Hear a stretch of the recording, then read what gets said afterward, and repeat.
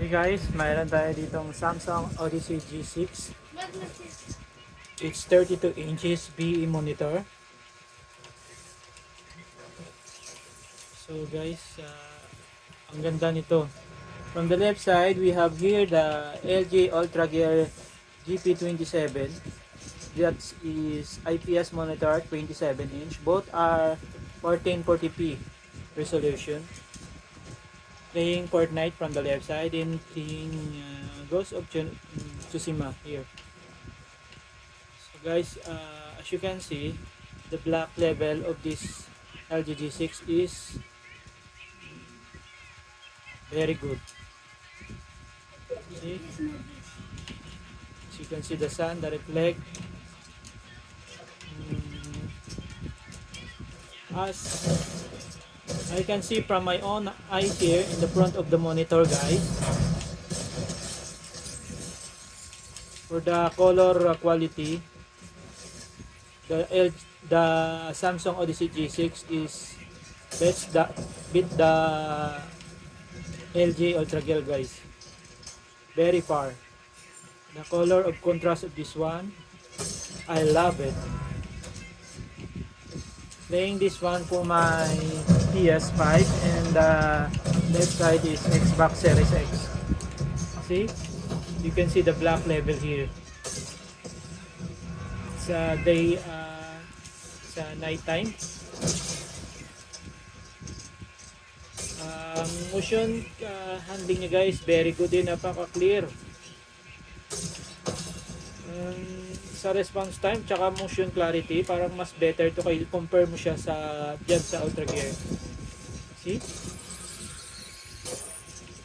This is 60 fps only. From the LG, that playing Fortnite is 160 Hz. 120 Hz. See, as you can see here, black is black, and this one, the reflect of that moon. See? It's parang ano siya, true to life.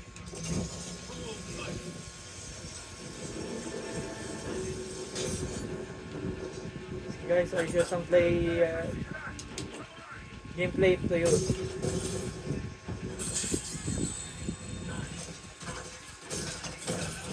Oh.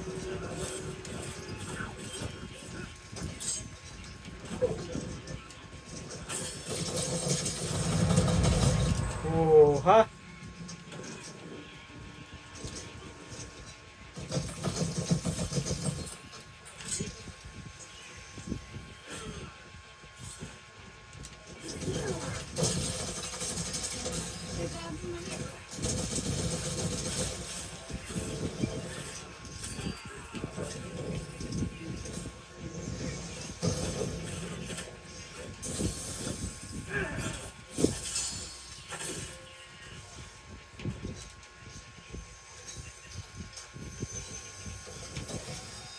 Ganda talaga to, guys.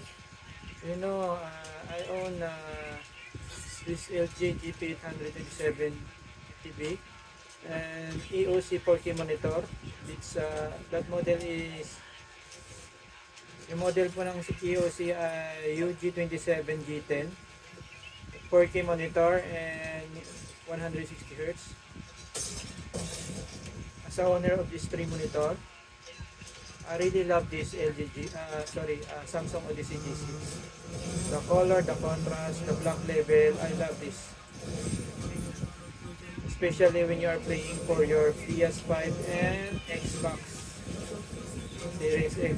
Actually, guys, for this year, I already own 9 monitor. This Samsung G6 is already my 9 monitor for this year. The 32 inches for the size, it's very perfect for me. My first monitor is, I tell you, Gigabyte 24 inch GF24, and my second monitor is BenQ 2411. That's a TN monitor. And then the third one is 1440p from Acer. That's I think 271U the Acer. And then my next one is BenQ again. That's the model is ano ba yung model na? 24 inch din yun na may speaker. BenQ EX240 yun.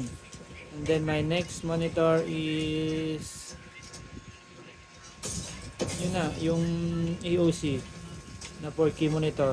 And then ito yung LCD Ultra Gear. And then this is the last one, the Odyssey G6. From my own experience guys, itong Odyssey G6 ang pinaka the best. Lahat ng as my experience, from my own experience, that pasensya na kayo sa, sorry po, I'm not the real vlogger. This is only for my personal preference and experience. So sa lahat guys na nagamit ko monitor, itong G6 nabit niya lahat ng IPS and TN panel, itong Samsung na to. I really love the contrast, the color, the response time, and the motion handling. This BA is very fast and accurate color, especially when you are playing for your PS5. There is I'll show you, meron ditong settings na game motion. I cannot show you exactly right now because see this game motion. For example, if I turn off the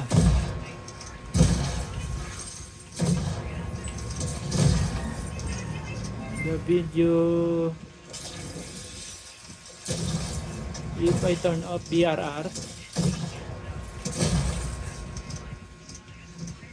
and then that Samsung game motion will be enabled. You can enable now. So you know, game motion plus settings. If you on this one guys, actually guys, it will work only for 60 FPS. Like if you are playing single player for this monitor, like campaign, this will be your benefits guys, because the motion handling is actually really good. See, as you can see here, see, as you can see, no picture blurred whatsoever here. Perfect. See,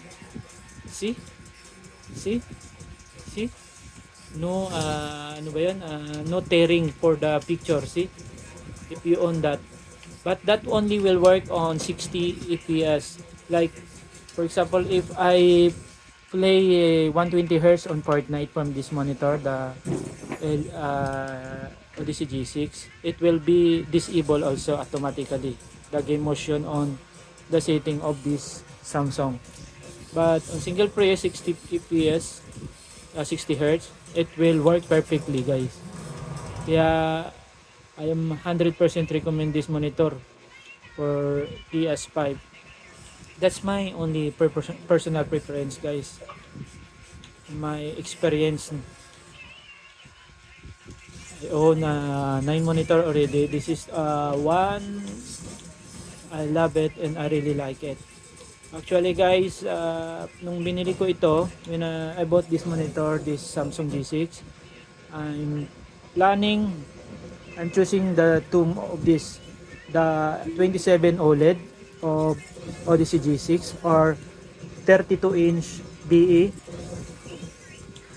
panel, but I prefer the 32-inch. That's why I choose the BE. And I heard, I watched some review na maganda naman daw itong lalo na sa ano, campaign, solo game, itong monitor na ito. Even sa past competitive games. Napakaganda nito guys, hindi talaga kayo magsisi. So yun lang guys, pasensya na kayo sa ah, salita ko kasi hindi naman ako vlogger. Sharing my experience lang naman and preference. So yun lang, i-upload ko lang sa YouTube. Sa mga nagbabalak dyan na magkaroon ng nagbabalak dyan na gustong bumili ng G6, huwag na kayo magdalawang isip guys. Itong 32 inch napakaganda, perfect siya sa atin ng kagaya ng ng PS5. Ganda ng kulay nito guys, ma-amaze kayo sa kulay.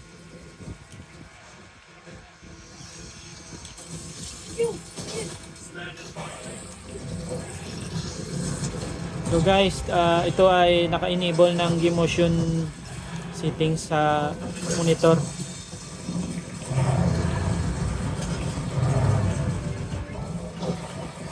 Tingnan nyo na lang yung motion handling nya. Wala makikitang blur dyan, yung blur.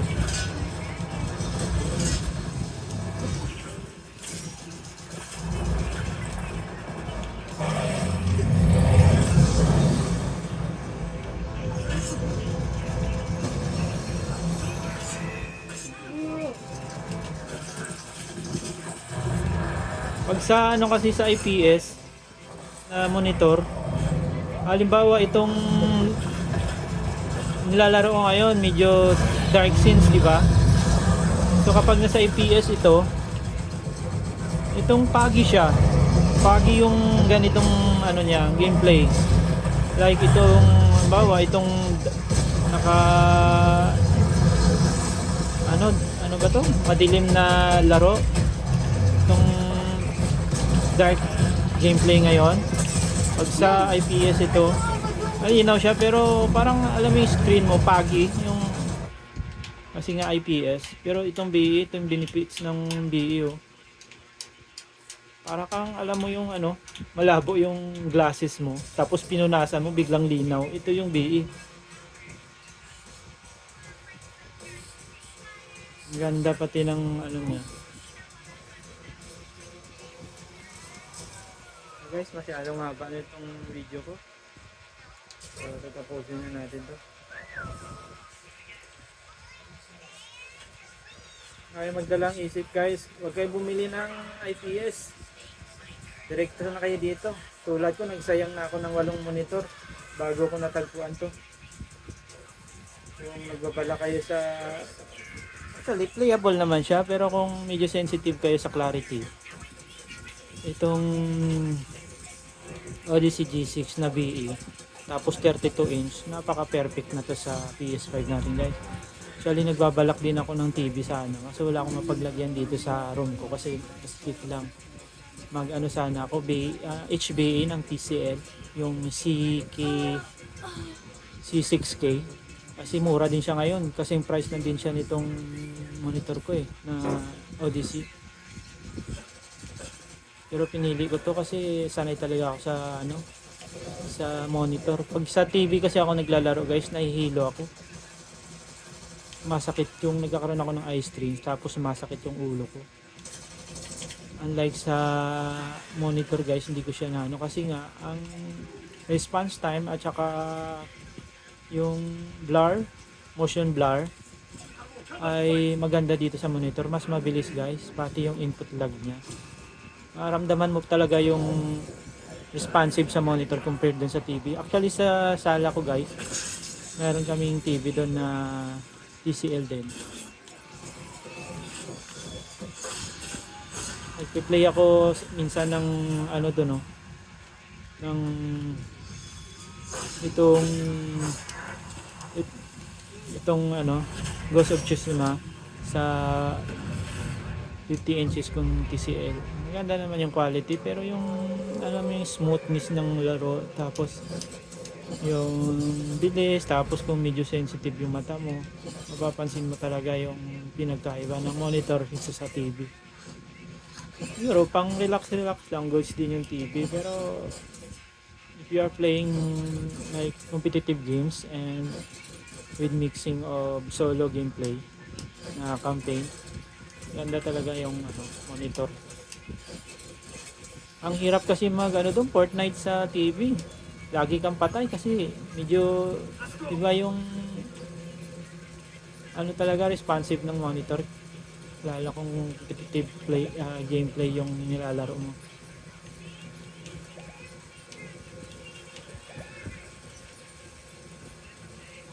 So naka-enable yung ngayon guys, yung Game Motion Plus ng Samsung settings. Hindi ko lang siya mas gusto ko yung VRR, mas gusto ko yung minsan nagala ako ng Fortnite. Yan anong totally ma-adjust mo. Grabe dami! So yun na guys, share ko lang yung experience ko sa inyo and my preference. Sorry sa sa word ko na hindi ako veterano magsalita at mag-review at mag-share sa inyo ng mga ganito scenario. Wala tong guys, cutscenes or editing yung video ko. Hindi kasi ako marunong ng edit na yan, kaya itong video na to upload ko to directly. See, naka-enable yung motion blast guys. Pag tingnan mo, alas wala akong makikitang motion blur. Itiyan mo. Yung screen, walang screen tearing guys. Itikot mo siya. Diba? Perfect siya Perfect siya para sa akin Ewan ko lang sa inyo kasi nagkaroon din pala ako ng guys, yung pinakauna-una ko pala yung Kurai E6Q BE monitor, 27 inch din yun, 1440p din. Sus nako, grabe ang ghosting nun. Once na maganito ako, grabe, napaka blurred yan, unplayable talaga yun. Ni-return ko yun sa Shopee ko rin nabili. I bought that around 8,000 something na naka-sale price. Pag naka-regular price siya, nasa 10,000. See, kita mo yung reflection ng ganda talaga Hindi nyo lang masyado siguro maano to sa camera kasi si cellphone ko lang to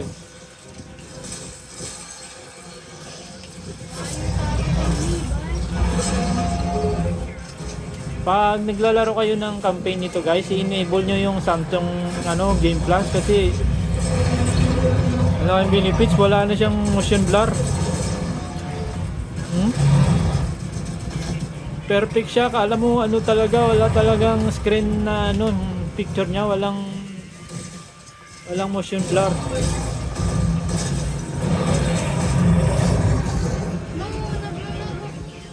Alam mo yun, parang naglalaro ka ng 3D. Sa ganda ng picture.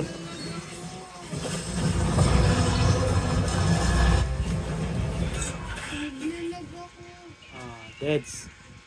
Deads tuloy tayo.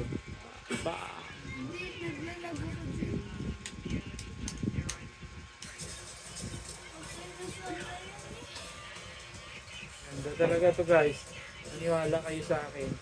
Ang 9 na monitor ko na to. Para sa PS5 ko lang at Xbox Series X. Promise, hindi may magsisisi dito.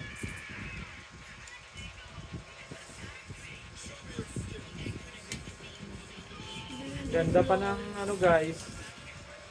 Ng size niya, 32 inch. Napaka perfect para sa akin tong size na 32 inch. Tapos curve pa siya.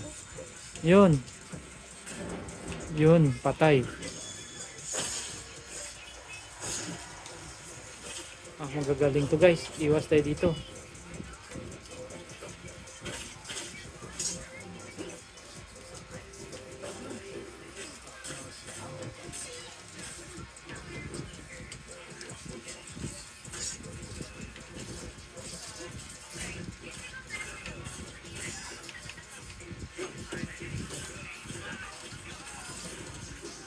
Yun yung gameplay guys, walang blur dyan.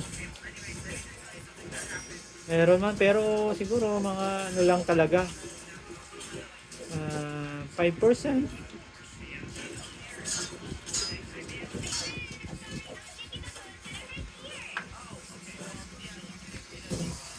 natin tong ano yung archer dito. Yun. Takbo ka ta.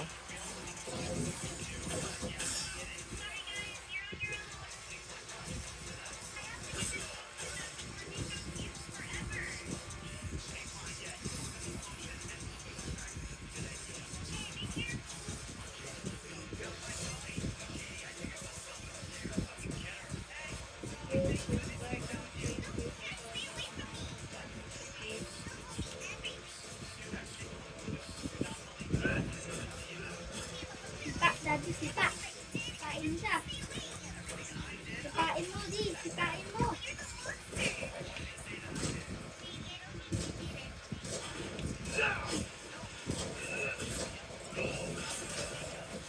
Patay pa ako.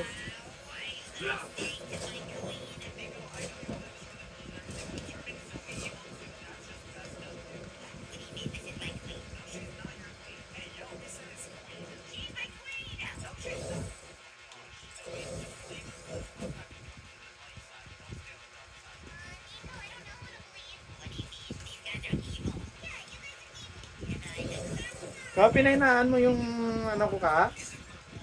Yung volume? Lagyan mo naman ako ng volume. Ang ganda na pala ng sound nito guys. Kasi kung naglalaro kayo sa PS5, sa monitor, sorry, kailangan nyo mag-invest talaga ng speaker.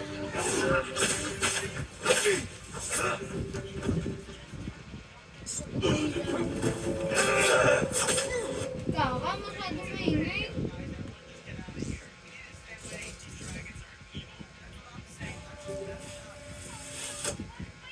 Tulad niyang ganito, dati nung sa EOC kasi ako, I came from EOC monitor, that is UG27 B10.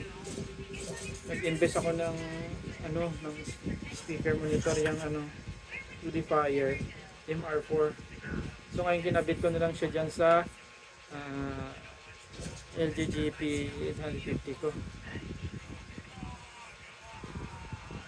Kasi nga, pag monitor, kailangan may karoon ka ng speaker. So, Odyssey G6 guys, ang ganda ng niya.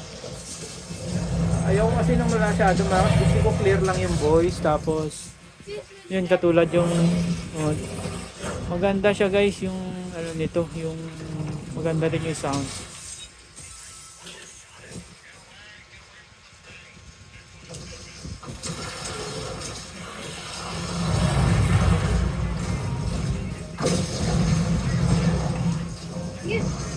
Balita ko lang pala sa inyo settings ko sa PS5. RS video signal. Meron tayong ayun nga, naka-automatic resolution. Supported to guys yung 4K monitor. Downscale siya sa 60Hz. Kaso kasi kailangan kong balik doon sa pag in-adjust ko to. Kailangan kong bumalik, pero pag binalik mo yan tapos i-adjust mo manually yung resolution to 4K here, adjust mo na siya guys dito, adjust mo na yan. So yun lang guys, nandito na lang po. Kanina pa ako yun lang pang 3 times niya yata, tapos tuloy pa rin. Guys, tingnan mo yung quality niya, ang ganda talaga guys. Right, magaganahan ka talaga maglaro sa ganda ng ng monitor na to. Yung pagkita mo talaga sa IPS kasi itong pag na makikita mo dito, din siya, hindi siya ganun kalinaw. Parang true to life story na yung fog niya.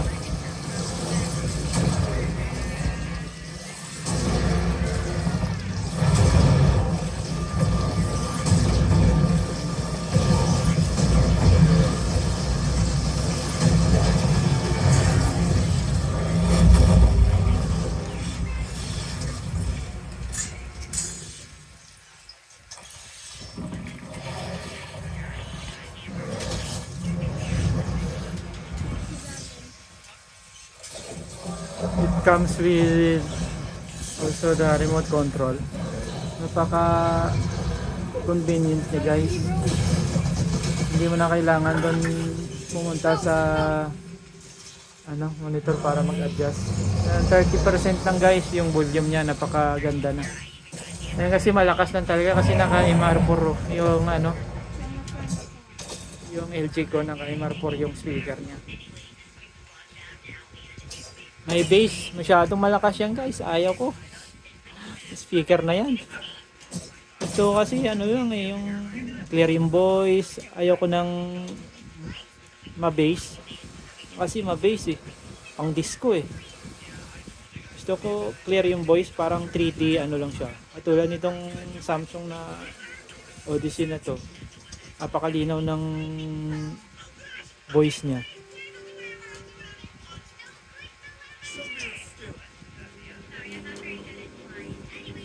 Roaming lang tayo guys.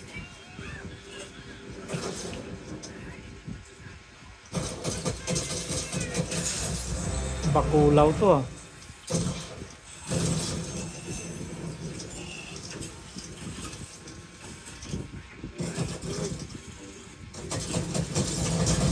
tayong kabayo guys.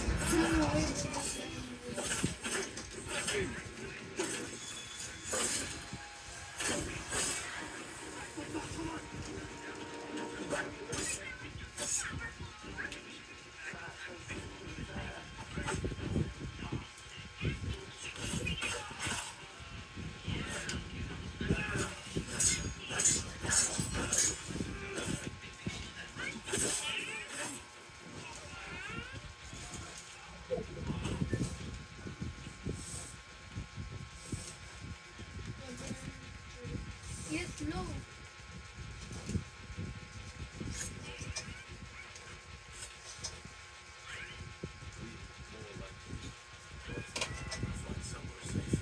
May 27 na. Haba na. Kung tayo kay guys. Labanin natin si Shikamura. Lord Shimura. Ay, ma-replay tayo dito. Nahirapan ako dito replay.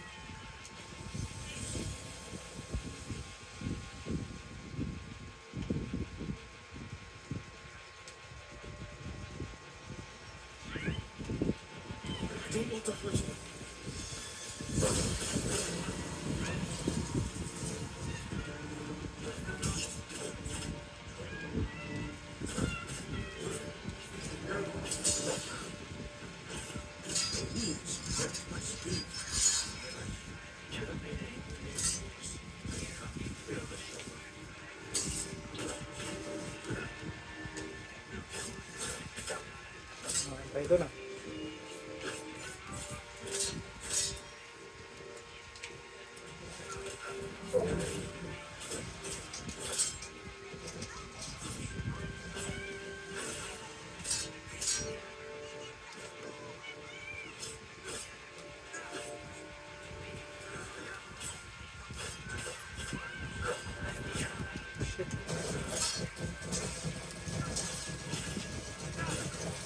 Tayo guys.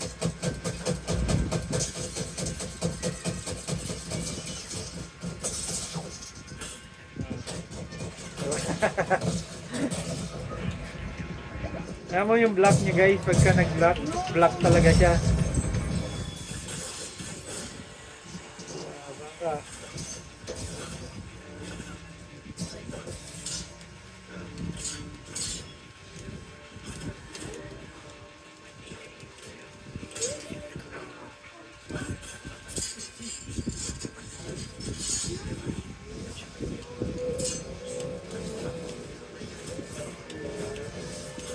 Shit.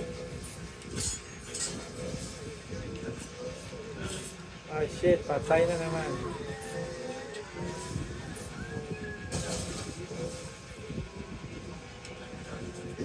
Yun lang, ayaw mo na. Bye guys. This is the last. Goodbye.